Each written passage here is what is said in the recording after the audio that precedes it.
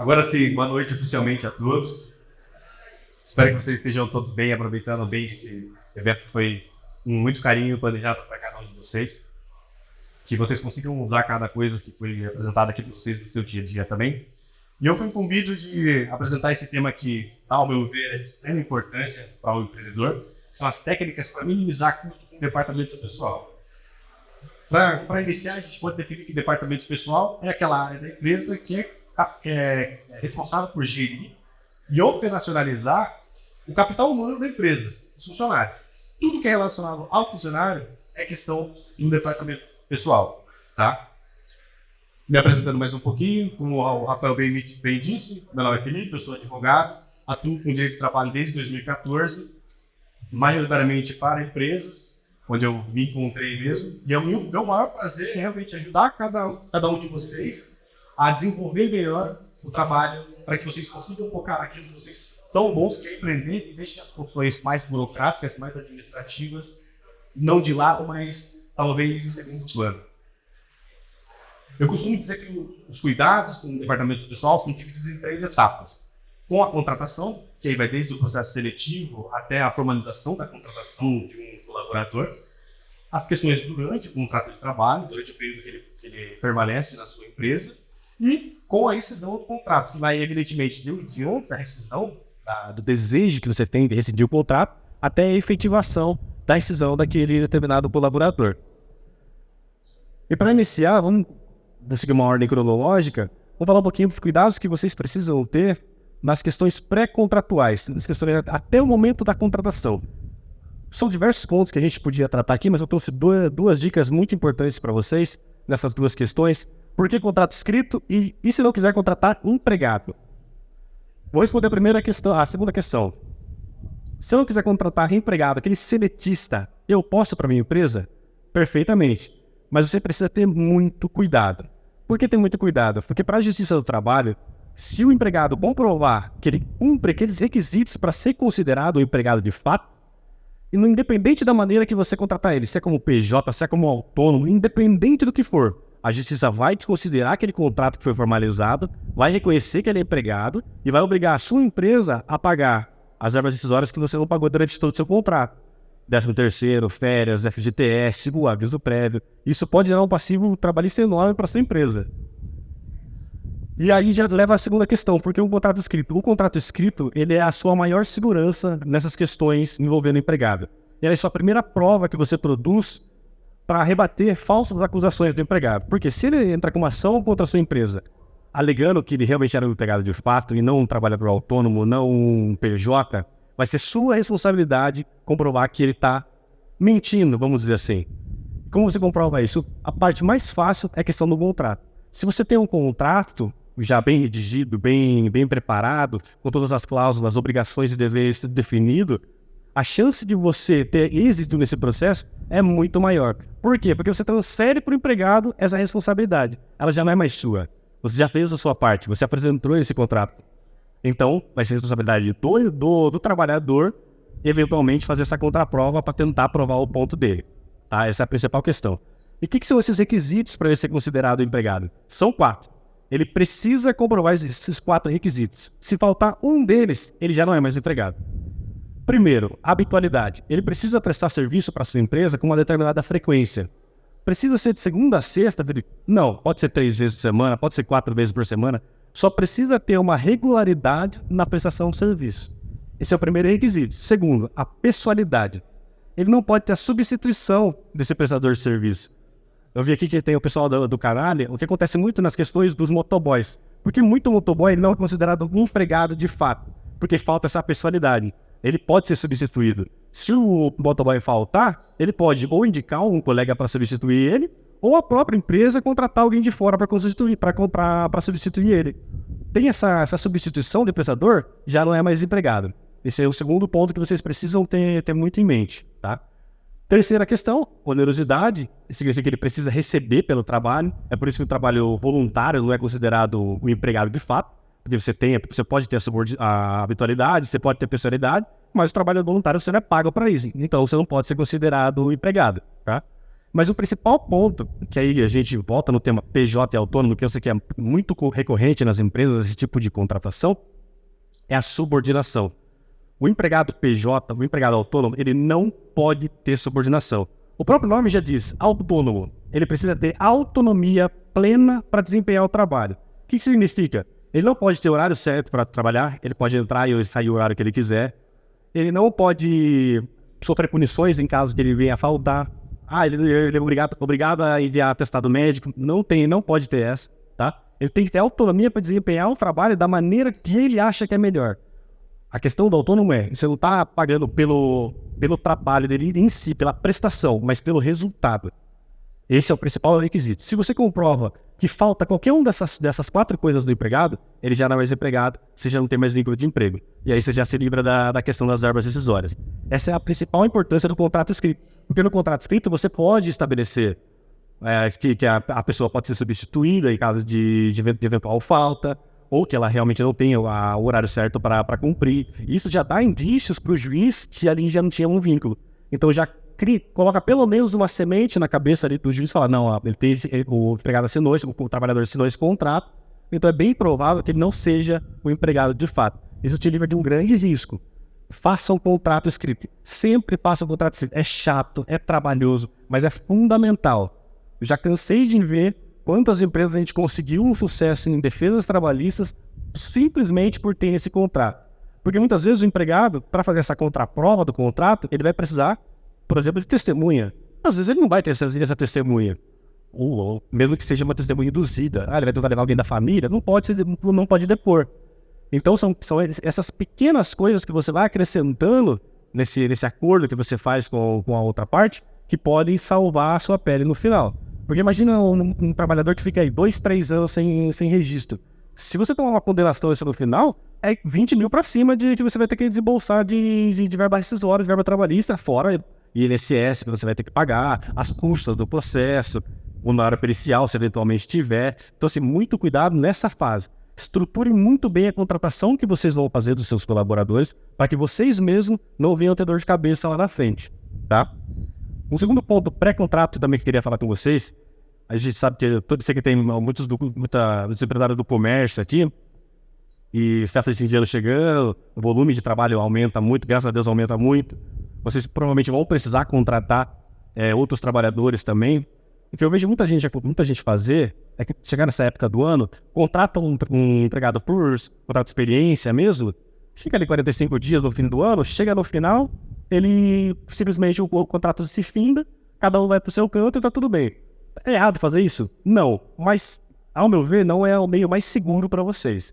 Principalmente na questão dessas festividades de fim de ano, da questão do comércio. Por quê? Existe uma modalidade que chama contrato de trabalho temporário. Ele é parecido com o contrato de experiência, mas eles têm algumas diferenças. Por exemplo, na questão do termo, no prazo. O contrato por prazo temporário, o contrato por trabalho temporário, ele pode ter um prazo de 180 dias. E ele só pode acontecer, geralmente, em 2 hipóteses. Primeiro, quando tem um volume de trabalho, um aumento de volume de trabalho muito grande, você precisa contratar esse trabalhador extra, ou para substituir um outro colaborador que está em afastamento, está em licença, você não tem ninguém para cobrir esse colaborador, você pode contratar essa pessoa também para suprir essa deficiência da sua empresa. Fora desses dois aspectos, não aconselho a contratar. A chance de ser nula é muito grande, tá? Por que esse contrato é muito bom? O que acontece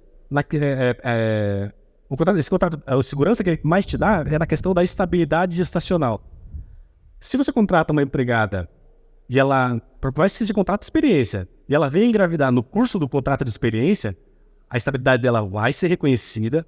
E se você vier a demitir ela ou se extinguir o contrato pelo tempo em si, você vai ter que pagar os salários dela desde a demissão até o fim da estabilidade, que é 5 meses depois do parto. Isso, dependendo do momento que ela tiver de gestação, é um prejuízo enorme que você vai ter. Por que no contrato de experiência a gente tem essa incidência da estabilidade? Porque por mais que o contrato de experiência ele tenha um termo certo para se findar, ele foi criado para que ele automaticamente no final seja convertido para indeterminado, que a pessoa vire um empregado normal. Então por isso que os tribunais entendem. Como ele tem esse objetivo da pessoa continuar trabalhando na empresa, essa garantia tem que ser estendida para ela também. Já no contrato de trabalho temporário isso não acontece. por mais que a empregada venha engravidar no curso do contrato de trabalho temporário, ou aí já entre grávida, desde 2019 o TST entende que ela não tem direito à estabilidade. Isso é um ponto muito importante de segurança para vocês nesses casos de estabilidade gestacional. É principal e é fundamental, porque evidentemente que isso pode ocorrer, mas se vocês puderem se precaver, é melhor para vocês também. Importância dos treinamentos que vocês dão. Eu não sei se tem alguma empresa de prestação de serviço aí, construção civil, limpeza, tem algum aí? Não, né? Nesse caso aqui, é mais focado para essas empresas, mas vocês podem vir aplicar para vocês, dependendo da exposição que os seus empregados têm, é na questão da ficha de EPI. A gente sabe que tem alguns empregados aí que algumas empresas têm realmente é inerente a sua atuação a exposição a diversos agentes insalubres. Eu dei o exemplo da construção civil, porque tem contato com argamassa, tem contato com o soda cáustica, que são agentes inevitavelmente insalubres. Significa que, sendo agentes insalubres, o empregado tem direito adicional de salubridade? Não necessariamente. Na verdade, na maioria dos agentes insalubres, a utilização correta de EPI neutraliza essa exposição. Neutralizando essa exposição, você não tem mais a obrigação de pagar o adicional para o empregado. Só que para comprovar essa questão do fornecimento de EPI, você tem que ter essa ficha assinada. Completamente assinada. Porque o que acontece? Vocês estão vendo que ali tem um campo, não sei se dá para ver. Aqui tem a quantidade do equipamento que você está fornecendo para o empregado, o nome do equipamento, o nome do funcionário e a assinatura. Ali naquela caixa vermelha está escrito CA. Esse CA ele é um código que vem atrás da embalagem dos equipamentos de proteção, que com aquele código você consegue ver para qual agente aquele equipamento é destinado, se ele é realmente para aquela função que você está expondo o empregado ou não. O que muitas vezes acontece? A pessoa preenche tudo. Preenche o nome, preenche quantidade, assina e não põe o CA. Chega no dia da perícia, se o CA não tiver preenchido, o perito vai considerar que você não entregou o EPI para ele. Se tem exposição à insalubridade e o perito considera que não tem proteção de equipamento adequado, é condenação de adicional de insalubridade. Inevitavelmente, vai tomar pau. Por isso que eu falo, tem ficha de EPI, preenche tudo. Ponho principalmente código, nome e assinatura. Porque aí você já consegue matar o problema em si.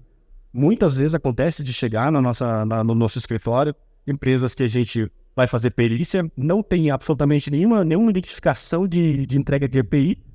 Chega no dia da perícia, o perito fala, putz, tem exposição. Mas com um protetor auricular, uma luva que você fornecesse, uma luva por semana, você matava esse problema. Ou ainda mais, às vezes a pessoa fornece, mas não dá a ficha. O perito vai falar, sinto muito, eu não tenho comprovação que esse empregado recebeu esse EPI, vai ter que pagar o adicional. Então você gera ainda uma dupla punição. Você se dispôs de fornecer os equipamentos do seu empregado, mas ainda assim você foi condenado a pagar adicional de salubridade. Então preencham tudo. Tem exposição? Primeiramente, contratem empresas de engenharia para fazer esses laudos para vocês. Hoje em dia a gente tem a obrigatoriedade na maioria das empresas, a gente tem os eventos SST que são de segurança de trabalho. Pelo menos o LTCAT e o PPP você vai ter que fornecer para o seu empregado, então você vai ter que contratar uma empresa de engenharia de segurança para fazer isso. Se não fizer, a partir do ano que vem vai ter fiscalização do governo e aplicação de multa, então tem que tomar muito cuidado com isso também, tá? Porque hoje em dia é tudo automatizado. Antes era muito difícil o Ministério Público do Trabalho aplicar alguma multa que não tivesse denúncia. Se não tivesse denúncia, ele não ia saber onde atuar. Hoje em dia é tudo feito pelo e-social. Toda a comunicação é feita pelo social, seja decisões de trabalho, seja essas questões ambientais, tudo é feito pelo social. Então, o conhecimento dessa suposta infração da empresa é muito mais perceptível, muito mais rápido para os órgãos governamentais, o que facilita muito a aplicação de multa. Então, assim, quanto mais vocês se estruturarem, se planejarem, mais fácil vai ficar a vida de vocês. Aqui, já partindo para a questão de durante o contrato de trabalho, esse assunto é campeão em ações trabalhistas, horas extras. Só em 2023, segundo o relatório do TST, mais de 250 mil processos estão em Brasília para ser julgados. Só os que já chegam em Brasília, tem os que nem chegam lá, só os que já estão lá. E é o assunto mais recorrente em questões de ações trabalhistas. Tanto até no nosso tribunal. O nosso tribunal, que é o 15 aqui do interior de São Paulo, em 2022 recebeu 51 mil processos só de horas extras. E o principal, a maioria deles por erro de empregador. Por que erro? Eu vou dar um tempinho pra vocês. Todo mundo tá conseguindo enxergar isso? Aí no fundo tá conseguindo enxergar a imagem? Tá conseguindo enxergar aí? Show de bola. Eu vou dar uns minutos aí pra vocês analisarem essa imagem e refletir se tem alguma coisa errada nela. Podem pensar um minutinho.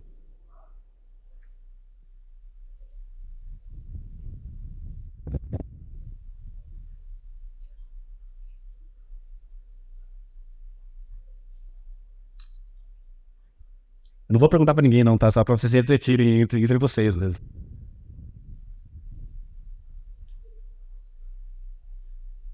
Se alguém quiser arriscar falar, fica à vontade, senão não tem problema. O que acontece?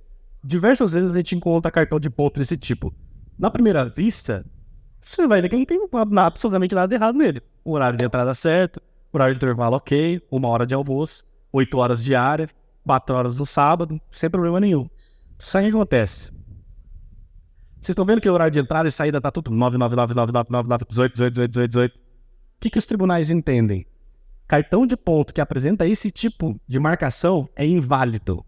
Por quê? Eles chamam isso de cartão de ponto britânico, ou cartão de ponto uniforme. Os tribunais falam que é humanamente impossível alguém chegar todo santo dia no mesmo horário, por um mês, por 6 meses, por um ano. Então, se você apresenta um cartão de ponto dessa maneira, é muito provável, para os tribunais, é muito provável que você orientou seu empregado a preencher dessa forma e não a jornada efetiva que ele vinha praticando, tá? Então, assim, vamos pedir para funcionário preencher cartão de ponto, põe horário variado. 5 minutos de variação não vai gerar hora extra. Ui, 7h59, 7h58, 7h57, 8h01, 8h02, 8h03, não tem problema nenhum, desde que eles não se repitam com frequência. Porque se chegar esse cartão de ponto na justiça, ele vai ser invalidado.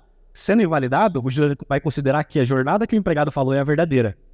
E fica no risco disso. Imagina para as pessoas que são MEIs, só pode ter um empregado. Se o cartão de ponto é inválido, como é que você vai comprovar que essa jornada é verdadeira? Ou que a jornada que ele está falando não é real? Já complica muito a sua vida. Ali você já bagunçou totalmente seu processo e aumentou muito a sua chance de condenação. Uma coisa simples. Simplesmente preencher o cartão de ponto corretamente. Tá? Horário de intervalo. Felipe, horário de intervalo, preciso marcar também com horário de variação? Não, o horário de intervalo não precisa. Por quê? Porque a CLT prevê, no artigo 74, que esse horário de intervalo ele pode ser pré-assinalado. A pessoa não precisa assinar toda vez que ela vai sair no almoço. Pode assinar uma vez no mês, no final do mês, não tem problema nenhum.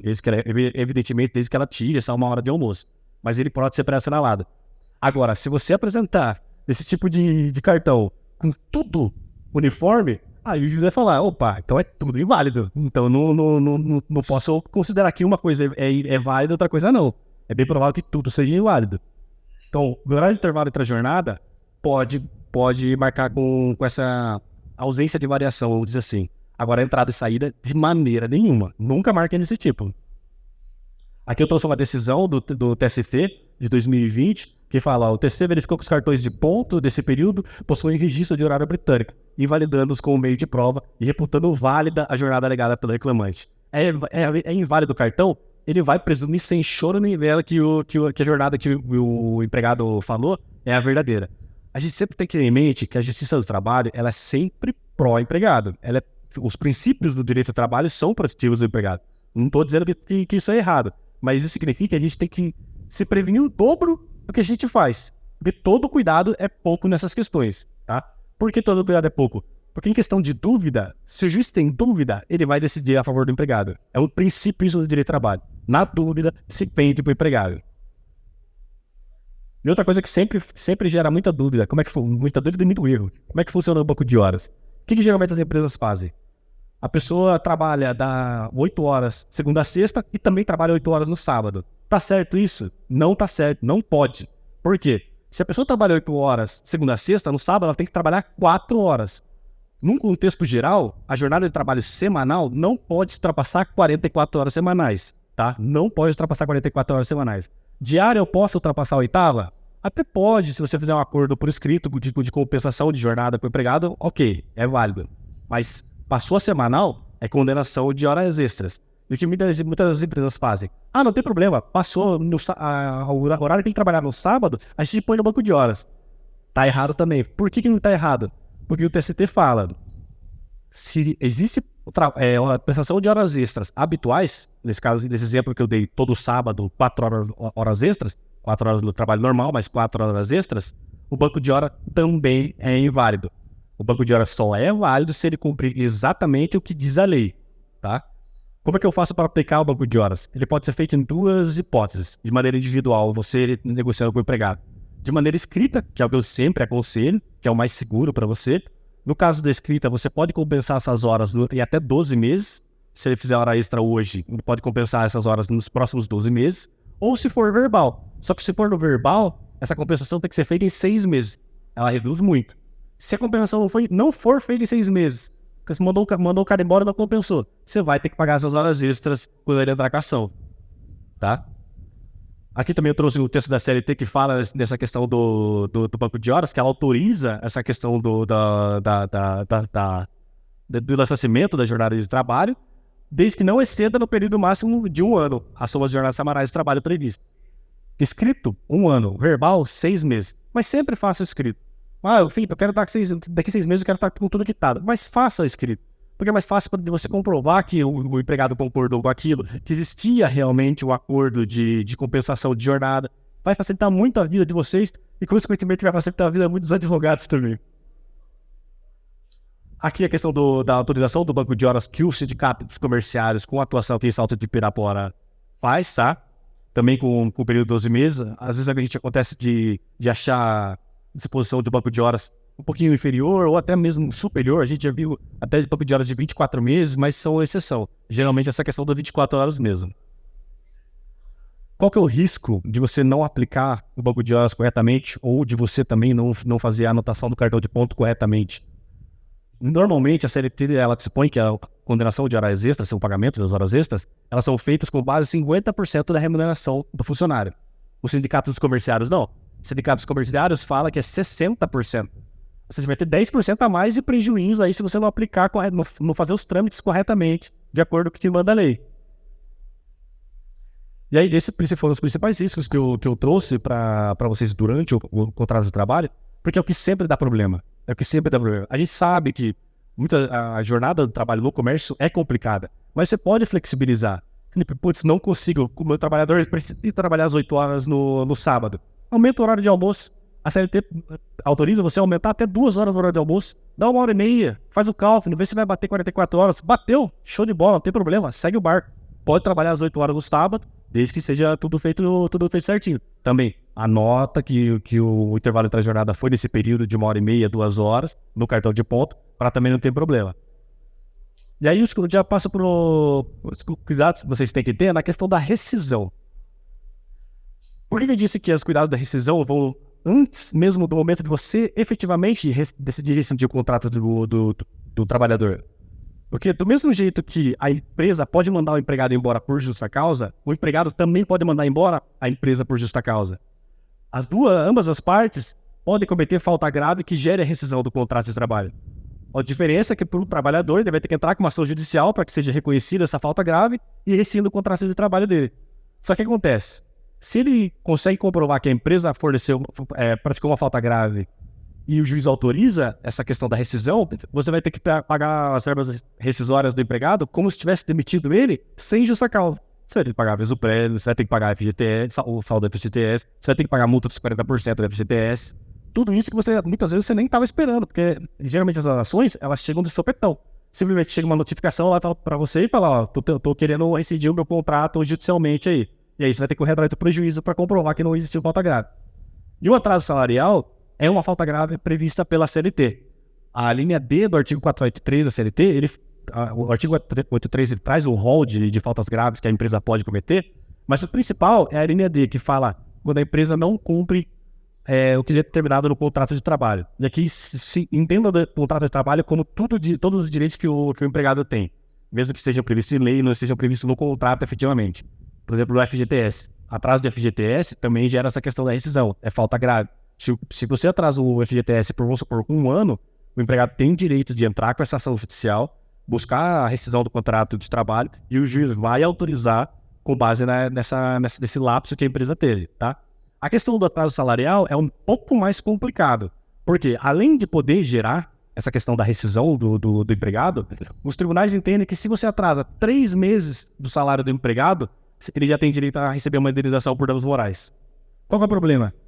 E o valor dessa indenização, ela vai variar do entendimento do juiz. E a CLT fala, ela pode ser de 3 até 50 vezes o salário do empregado. Então vamos supor que o empregado conseguiu comprovar na justiça que esse atraso salarial, ele não conseguiu comprar remédio para ele ter uma doença rara, ele não conseguiu comprar remédio e teve que ser internado. Essa narrativa pode convencer o juiz que essa falta foi gravíssima. E aí condenar a sua empresa a pagar até 50 vezes o salário dele como indenização por danos morais, fora as verbas rescisórias. Não teve comprovação nenhuma de dano, foi só os atrasos em si, pelo menos 3 vezes. Então, se a pessoa recebe o salário mínimo, aí você vai receber pelo menos uns 4 mil reais de dano moral. Só dano moral, fora as verbas rescisórias. Esses são os principais riscos que você tem quando você atrasa o salário. Por isso que eu sempre falo, busca sempre cumprir certinho. Putz, esse mês não vai dar. No próximo mês, se esforça para cumprir. Para não gerar essa questão do atraso reiterado e não abrir margem para que haja essa discussão judicial do seu empregado. E os cuidados que vocês precisam ter com o pagamento dessa rescisão. Eu trago aqui 2 cuidados para vocês. Primeiro, a CLT fala que o pagamento tem que ser feito em até 10 dias, a partir do último dia que o empregado trabalhou na sua empresa. Ok. Felipe, posso parcelar essa rescisão pela lei? Não. Mas eu te digo que dá. Por quê? O que a gente sempre fala para os nossos clientes, você quer parcelar? Putz, não tá dando, eu não consigo pagar as verbas rescisórias dele de uma vez só, vou parcelar. Beleza, vamos montar então uma estratégia para que os riscos de você tomar o processo sejam menores. Como? Primeira coisa, cuidar de parcela baixa. Principalmente aqui a gente Salto de Pirapora. Os processos trabalhistas aqui de Salto de Pirapora vão para Piedade. Piedade é um fórum extremamente rápido. O andamento é muito célere. Então não dá para você perder tempo. Por isso que eu falo, vai parcelar, tenta parcelar no máximo 3, 4 vezes aí pro empregado, porque não vai dar tempo dele entrar com a ação e ter o momento da audiência. Até na audiência, que aqui em Piedade vai acontecer em 4, 5 meses, ou até um pouquinho menos, talvez 3, você já quitou essa questão. Quitou as verbas rescisórias, a ação perdeu o objeto. Você já não deve mais nada. Só que para isso, tem que eu sempre falo, inclua a multa do artigo 477. O que a multa 477 fala? Quando as verbas rescisórias não são pagas nesse prazo de 10 dias, gera o direito do empregado de receber uma indenização, uma multa, no valor de um salário.